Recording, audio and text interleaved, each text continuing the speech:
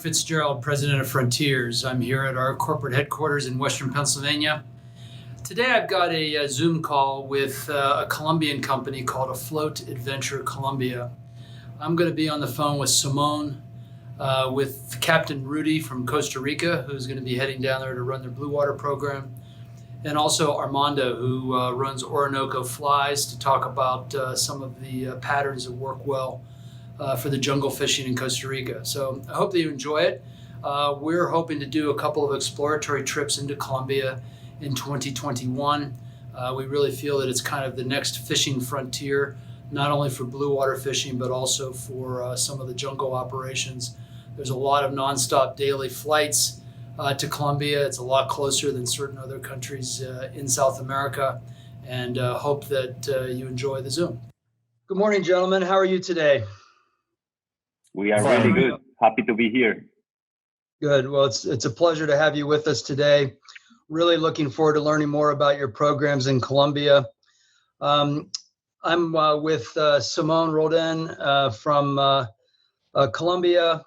I have Armando from Orinco Flies, and also Captain Rudy Dodero, who is in Costa Rica, but will be working the offshore season in Colombia for Simone this year. So it's a pleasure to have all of you with us. Simone, tell us about the two programs that you have in Colombia. It's becoming a destination that more and more Americans are interested in traveling to. It's super easy to get to with short nonstop flights from the United States, and we're really excited to learn more about these programs and hopefully to be able to do a couple of exploratory trips in the first quarter of 2021. But just take a few minutes and tell us about the two programs that you have. For sure, Mike. First of all, I want to thank you for this time. It's a long time dream to be here with you. So yeah, we're very happy and excited to present this to your clients and friends. First of all, I'm going to talk about Akuani. Akuani is our floating camp in the Orinoquia region. All of our destinations are made by anglers for anglers. So every detail is thought for anglers. We own the only floating camp in the country. It's in the Orinoquia region, bordering the Tuparro National Park. That's one of the biggest national parks in Colombia, protected by a lot of regulations. So we are privileged to have all the ecosystem that borders the national park without affecting it. So our floating camp consists in 5 floating cabins for 10 anglers per week. We have an awesome ecosystem with a lot of fauna and flora to be found there while you're fishing. We have 3 main species of pickled bass. The Temensis is the big one. It can grow up to 30 pounds. Then the intermediate, it can grow up to from 12, 14 to 16 pounds. And then the Orinocensis. Then we have some spots, rapids for Barriara or vampire fish. Then we have the flats for araguanas, really beautiful for sight fishing. Also pacus, and some species of catfish, like the shovel-nosed catfish, red tail. Another one called jaque is similar to the shovel-nose, but is browner. So it is really interesting and beautiful to find all of the species gathered in a same place. Well, the operation goes like this. You get to Medellin, Colombia. The package is all-inclusive. We take care of everything from when you get to Medellin, hotel nights in Medellin, ground shuttle. We are the only operator in Colombia that uses private charter to the fishing destination. You don't have to make lines, airport lines, commercial planes. So it's a private charter from the national airport from Medellin to the Primavera. Then we pick you there with our afloat pickups. Then we take you in a 3-hour ride for the savannah. You get to the Tomo River. There's the boats waiting for the clients, and we take you to the floating camp. There's a exclusive service, 2 clients or two anglers per cabin, a private chef, kitchen helpers, and we have perfectly suited boats for fly fishing and conventional fishing. For fly fishing, the boat has 2 platforms, fishing chairs, portable coolers. Let me ask you a few questions, Simone. Yes. How long is the flight from Medellin to the river? Okay, the flight from Medellin to the Primavera Bichada is 1 hour and a half, 1 hour 40. Okay. It is a smooth ride to Primavera. The scenery is beautiful. You see all the savannah. We are in the border with Venezuela. You see all the river, the savannah. So it's a beautiful ride. Simone, can you talk about the seasons at the jungle camp, and also just talk about the difference options, whether you're fishing conventional tackle or fly fishing? Yeah, I'm gonna talk about our season and types of fishing. We have a short season in Akuani floating camp. It's from January to March, sometimes to mid-April. It gave us the possibility to have a less fishing pressure. So I think it's good for anglers to have the option to catch big fish. It's a 13, 14, 15-week operation. So, yeah. For conventional fishing, we get a lot of conventional fishers, anglers. Our guides are experts in both conventional and fly fishing. They are all local guides, so they know the areas. They know really well all the lagoons, the spouts, everything. Talking about fly fishing, the local guides are really are expert in the matter, from helping you to choose the right fly, the right line, to giving you the right distance from the boat to the shores. So for conventional and fly anglers, we cover that aspect. Armando, tell us about the flies and what's most effective for these different species, and just walk us through the best fly fishing gear for the jungle species. So a good choice would be a number 8 rod to number 10 rods. Sinking tips are a must. Those are the fish finders, basically. So I would use a number 8 rod, for example, with a sinking tip, 300 grains. That's what I use all the day for the whole week. That's light enough so I can cast with no effort. And then I'll use a number 10 rod with a popper or on a floating line to use it in the mornings or in the afternoons, in the flats or in the lagoons, wherever it looks good. And flies for peacock bass are basically, they can be large, up to 6 inches, or a little bit smaller if you want. But what is important for me is that they push water. That's the basic thing for me when I tie a peacock bass fly.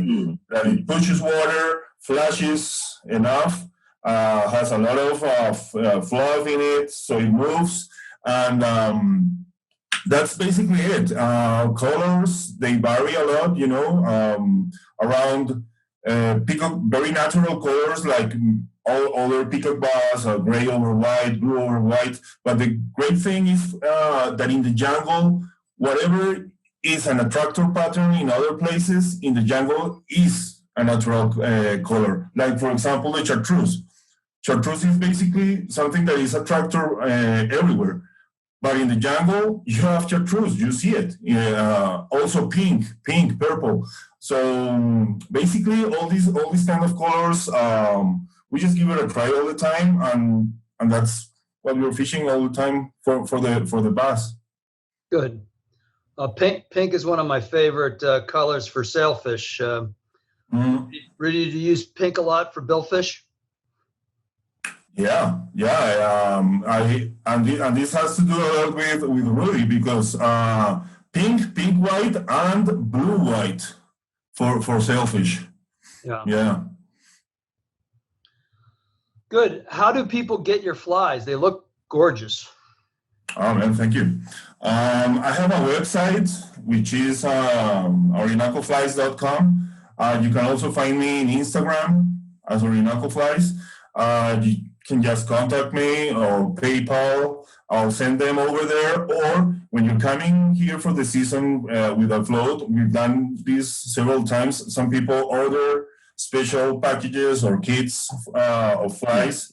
So I just tie them and I'll send them to Simon and he'll deliver the flies. Or you can also buy them in the camp. Simon and the guys have a lot of flies from me. Very proven patterns. That's great. Do you tie for saltwater flies as well? Yes, sir. Yes. For offshore and inshore, Pacific offshore and inshore, which is way different than Caribbean. Yes, I do the same. That's great to know. It's wonderful that there's a good supplier in country, and the fact that clients can pre-order and have the selection waiting for them at the two lodges, I think is really great news. Tell us about the Blue Water program. I'm gonna start with something. Colombia is named the second most biodiverse country in the world, and this region, the Chocó region, helps Colombia to get to where it is. The place is called Bahía Solano. Bahía Solano is a really beautiful place in the maritime boundary with Panama. I like to say it's like getting to Jurassic Park. When you get in the plane and arrive to Bahia, you see all like the jungle meeting the Pacific Ocean. It is a really beautiful scenery. It has kept or remained in really pristine conditions. There's not a lot of commercial fishing or operators there. So the fish is really abundant and the place is really virgin.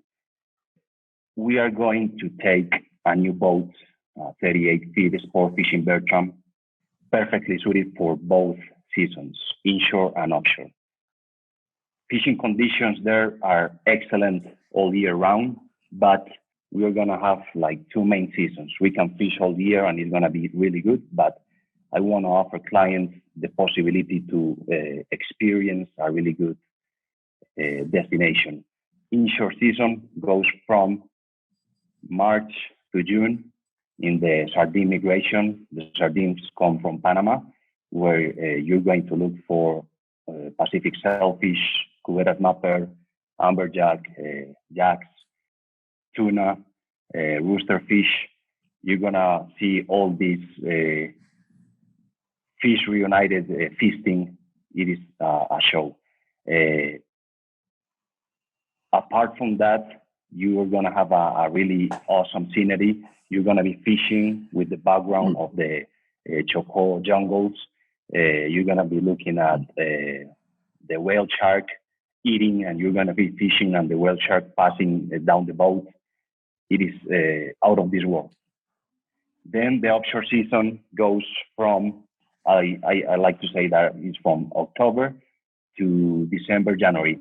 You're going to be offshore looking for huge tunas, mahis, black marlin, blue marlin, sailfish. You can also try 1-2 days offshore, 1-2 days inshore, and a mix of different experiences like bird watching, visiting ethnic communities. Bahía Solano give us this beautiful possibility.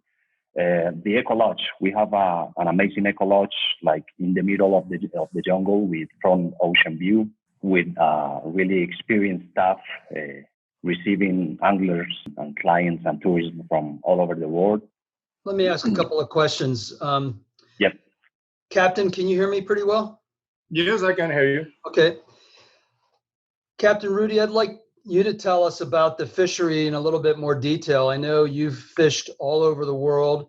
You're based in Costa Rica, and I've certainly fished out of Costa Rica quite a bit. And I'm just curious why, what attracts you to Colombia and why you've decided to work down there. Well, the answer is very simple. As you know, I fish all over the world. I fish almost every day here. I fish tournaments. And when we came out of here to fish here, we are surrounded by 40, 50 yachts, all of them with the best technology. We can't complain on the fishing because we're still able to catch 30, 40 fish, bill fish in a day here. But when you go to Bahia Solano, it's a totally different environment. You are the only boat there. You can see the fish free swimming around the boat without, let's say, 5 miles from the shoreline, instead of going 30 miles like we do here. Mm-hmm. The fish there is so simple and so innocent yet that you catch them way, way easier than here. We make a sancocho in Costa Rica, the fish is gone. You don't have a second chance. There, you miss a fish, the fish will come back for the bait. Easy, no worries. You got 2-3 times chances to catch more fish than what we do here. And basically is that nobody works there, the area. I think is the potential. The potential in the area is so good that, for example, they don't have a season for black marlin yet. But I've been there twice, 3 times a year, and every time I go there, I saw black marlin free swimming on the surface. I don't even try for them, but they are there. It's just a matter of finding them, to find the way they are biting or the bait they like more. But it's just all about potential.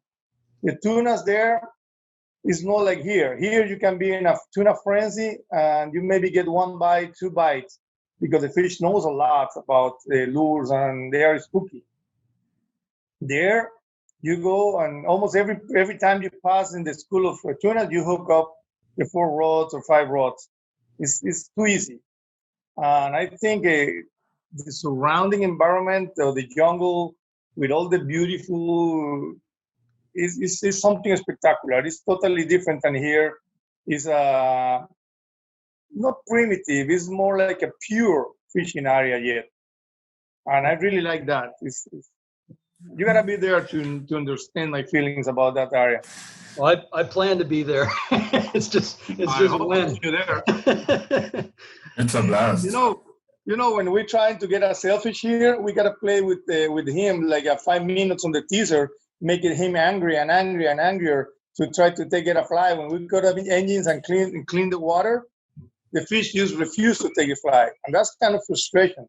I'm pretty sure the fish will be there 3-4 times and give more chances to the fisherman to catch them. We gotta be honest. Not all the fishermen have the skills to hook up their own fish. I don't really go along with the techniques that we use that the mate hook the fish for the fisherman. I want to teach the fisherman to catch their own fish. I want to make them go into all the process to prepare the baits, to set the hooks, to understand the mechanics about using the circle hooks on billfish, and make them to catch their own fish. That's my goal. And I think it's the best place to do it. All the species can be catched on a fly, but basically sailfish, marlins, tunas, mahis, I want to give a good try to the roosters. We used to say it's kind of the hardest fish to catch on a fly, but I want to give them a good try. I'm pretty sure they are not as spooky as they are here. We can keep them interested on a dead bait, and make them closer for a easier casting. And tell us about the boat. It's a 38 Bertram? Yeah, it's a 38 Bertram with twin engines, Cummins, 350 horsepower. I think I am pretty sure it's the best boat in the Bahia.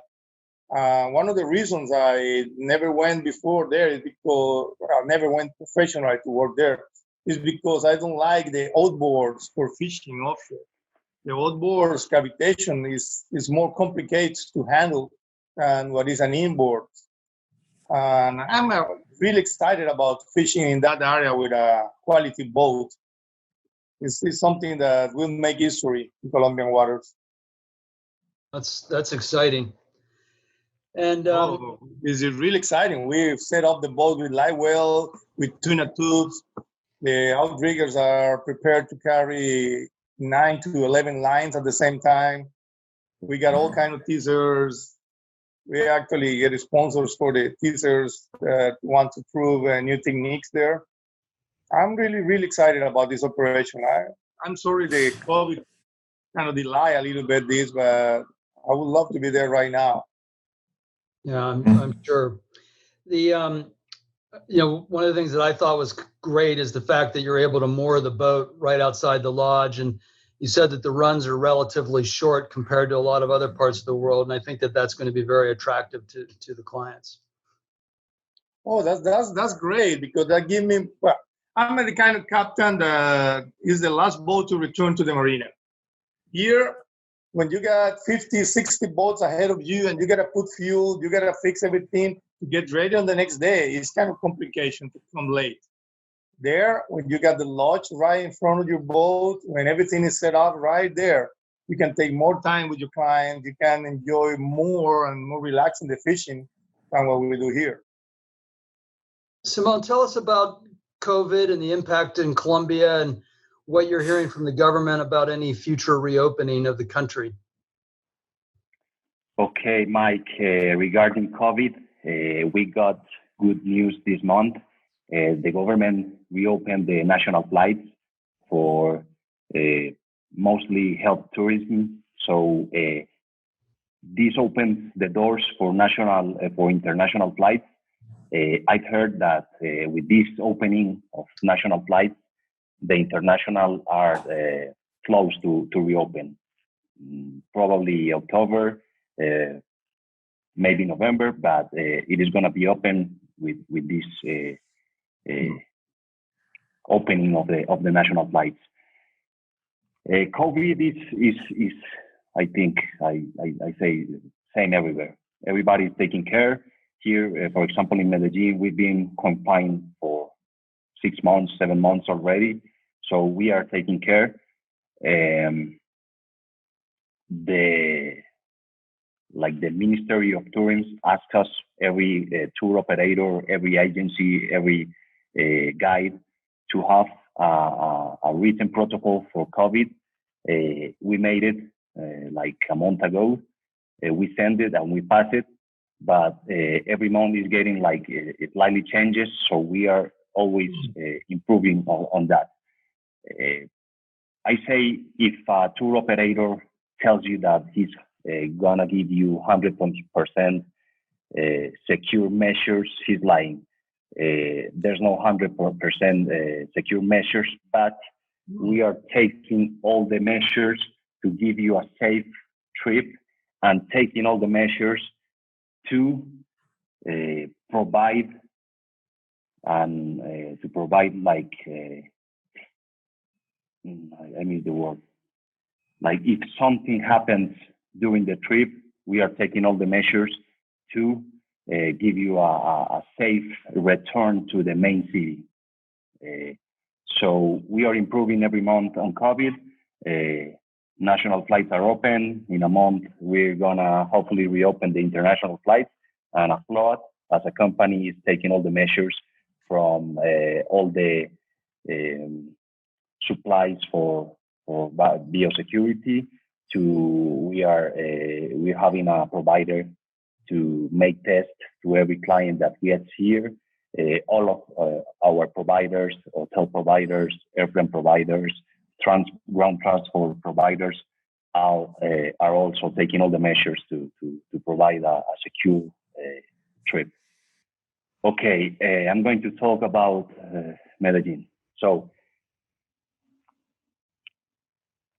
other attraction about our destinations is getting to Medellin, Colombia.